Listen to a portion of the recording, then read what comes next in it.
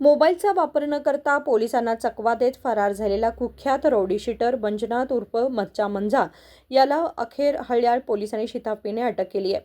महाराष्ट्र सीमेजवळ रविवारी सायंकाळी राबवलेल्या विशेष कारवाईत ही मोठी कामगिरी पार पडली. काही दिवसांपूर्वी मौर्य हॉटेलसमोरील पान टपरीवर नागरिकांना त्रास देत असताना कर्तव्यावर आलेल्या पोलिसांवरच हल्ल्याचा प्रयत्न केल्याचा मंझाचा व्हिडिओ राज्यभर व्हायरल झाला होता. या घटनेनंतर PSI बसवराज मोपनूर यांना निलंबित करण्यात आले होते, तर 8 कर्मचाऱ्यांची बदली करण्यात आली होती. दरम्यान मोबाईलचा वापर टाळून कोणताही डिजिटल पुरावा न ठेवता मंझा फरार झाला होता.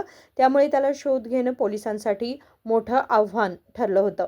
मात्र पारंपरिक माहिती जाळे, मानवी गुप्त माहिती आणि सातत्यपूर्ण शोध मोहीम यांच्या जोरावर पोलिसांनी त्याचा माग काढला. अटकेनंतर मंझाला तात्काळ हळ्याळ येथे आणून मध्यरात्री न्यायालयात हजर करण्यात आलं असून न्यायालयाने त्याला न्यायालयीन कोठडी सुनावली आहे. निखिल असुकर, KMM मराठी, रामनगर.